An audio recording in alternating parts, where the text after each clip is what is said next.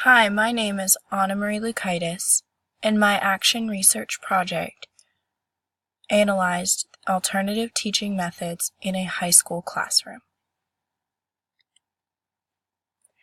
Time is a commodity that people cannot get back. As teachers, time is arguably the most precious resource you can have. Trying to fit all the material you're required to teach into 50 minutes a day is a large job. In order to utilize that time wisely, alternative teaching methods are often used. This study aimed to add to the discussion that scholars have about the effectiveness of two alternative teaching methods, flipped classrooms and project-based learning. This study examines and measures student success by analyzing test performances and assignment grades after 2 weeks of instruction, using 1 week for a flipped classroom and 1 for a project-based learning week.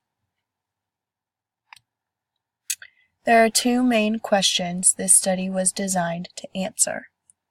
What are different teaching alternatives and supplemental materials teachers have come up with and tried to use in the past for social studies courses? Question 1 stemmed from personal experiences from current teachers. Question 2, what are the effects of these different instructional methods that teachers use to help present all of the information in a curriculum to their class? Stemmed from what was later revealed in the research process for question 1, and that is a lack of literature on the subject.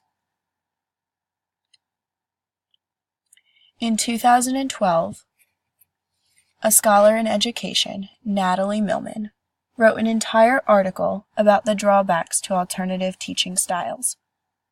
She stated that in order to effectively use an alternative style, you need to scaffold the projects and style of learning itself to students. Scaffolding is one of the most effective methods of teaching and most widely accepted, so it's not far-fetched that Millman believes this. Prior to this study, an author by the name of Barron in 1998 wrote a very similar article to Millman's. In regards to project-based learning specifically, he and other authors who collaborated on the article state that in order for project-based learning to work, students need 1. A driving question, 2. They need scaffolding in order to know what to do with their projects, 3. They need constant check-ins and reviews of their work, and 4. Students need to be shown the purpose of their work. Despite articles such as these showing drawbacks to alternative teaching, scholars still argue for positive uses of alternative teaching styles. Bill Tucker, in 2012, suggested the use of flipped classrooms as alternative teaching styles. Tucker is one of many authors who states that flipped classrooms are designed to free up class time for practice and understanding of the material. While this is the goal for flipped classrooms, some scholars doubt the effectiveness of this method for one big reason. There is a very large lack of research on the topic. In 2013, 2 engineering teachers, Jacob Bishop and Dr. Matthew Verliger, did a literature review on flipped classroom use. The teachers concluded that since video lectures are as effective as in-person lectures at conveying basic information, the wisdom of using live lectures is questionable. However, they could not conclude this with any quantitative research. Up until even as recent as 2015, authors such as Lakmal Abishekara and Philip Dawson still could not find definitive studies that quantitatively show the effectiveness of flipped classrooms. And while many authors wrote that not much research has been done on the effectiveness of flipped classrooms and project-based learning, there has been some development in the field lately. In 2016, Chauncey Diedrich wrote about students in accelerated classes. These students revealed their main cause of stress to be the amount of work required of them for these classes outside of the classroom. In order to combat problems like this, author Jim Fonasiri, a teacher of AP European History, said that the use of multiple teaching methods in classrooms helps the wide variety of learners. This includes alternative teaching methods such as flipped classrooms and project-based learning. A very important article to this study, one of two very important articles, was from 2002 by a teacher, Daniel Kotzen. It laid out how he used a document-based question creation for project-based learning, which was then replicated in this study. Despite not having much research on effectiveness of flipped classrooms, some benefits have been outlined by Kathleen Fulton, which helped predict the intended outcomes in this study.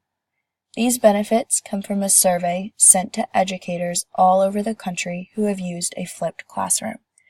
The results of this study are qualitative, not quantitative, but have been very useful in predicting an outcome for this study. Since not much empirical data has been collected on alternative teaching, and scholars in education have noticed this, all of the research and literature has helped fuel the composition for a study which aimed to add some data analysis to the conversation. Since new teaching methods are always emerging, causal comparative studies are most appropriate to use to test them. A blind study cannot be done in this situation due to the need for student-specific progress to be evaluated. This study took place over the course of 2 weeks. The unit covered was the Presidential History unit in an integrated social studies course. Each week, the students, a class of 19 honors children, were instructed to take a pre-assessment. This pre-assessment was used as the baseline data to assess their progress. At the end of the week, students were given a post-test, the exact same test as the pre-test, to measure what they learned. Students also were evaluated on their project grade at the end of the second week and were required to complete a plus delta over both methods of learning.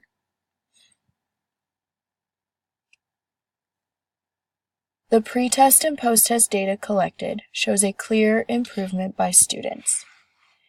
The pre-test and post-test data in tables 1 and 2 were given at the beginning and end of the flipped classroom week. The conclusion that can be drawn from this is that a flipped classroom was effective at conveying the necessary information to students for the unit. Student reflection, however, from the plus deltas revealed that there were quite a few problems for students with this alternative teaching method. Overall, the plus delta revealed more negative feelings than positive, so the flipped classroom can be deemed not favorably by students. In the third table, student project grades from the project-based learning week were analyzed. In order to meet the benchmark for this project, students needed 60 out of 100 points, or a 61%. The average for the class was a 61, so the project was overall successful. While the class was not reaching well above the benchmark, students did express overwhelmingly positive feedback for project-based learning. Many loved the experience of getting to explore a topic for themselves instead of sit and take notes in a class. The project-based week can be overall deemed successful. While performing any study with live subjects, you run the risk of deviating from your plan. In this particular study, there were many deviations that caused mixed feelings from students about the alternative teaching styles. The biggest factor influencing this study was the class dynamic. Students in this class have grown up together. They are close friends who know each other's sense of humor. On the first day of the flipped classroom experience, only 1/4 of the class showed up prepared, and the groups they chose were their closest friends in the class. Instead of working, despite constant teacher redirection, only 2 students did their assignment. This created the need for an extra day on the flipped classroom test week. This problem continued throughout the week, and while it did get less severe, it caused a delay in the post-test data. This delay did not end up being a large deal, but it did cause the second week study to be delayed. The second week was the project-based learning week. This came with its own set of problems because it required the internet. Both Monday and Tuesday, students had no access to the internet, which caused a 2-week study to be extended to a 3-week study. Out of all the possible problems there could have been, these were not detrimental to the overall success of student learning, which was evident by their progress evaluated in the pre- and post-test. Besides behavior leading to a lack of time, it also led to a lack of successful implementation for all students. Upon first thought, not having all the students on the same page, some coming to class completely unprepared, and some coming to class overly prepared, seems like a huge problem. This problem, though, is one of the results of this study. Without slowly implementing flipped classroom lectures, for example, starting one week with 1 lecture, the next week with 2, and so on until you fill a week, or not starting on the first day of class for the year, staggered and periodic implementation is not ideal. For project-based learning, thorough explanation and gradual scaffolding of the type of project is an ideal way to go about implementing project-based learning.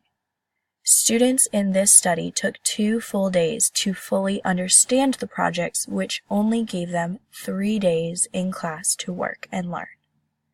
For other people trying to test these methods of alternative teaching styles in the future, the results of this study can show that both methods may be more successful in the long term when implemented gradually than any other way.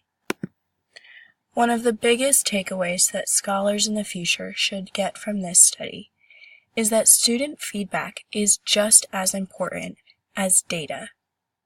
Students will tell you what they liked and did not like about their teaching and their teacher in their classroom experience. It's very important to take that into consideration when designing a classroom and an instructional method for yourself. It is important to remember that students can also benefit from guidance rather than explicit spoon-fed projects, and can benefit from being given their own work to do. Whether you decide to use a flipped classroom in the future, or project-based learning, or traditional methods of lecture and note-taking, it is important to listen to your students.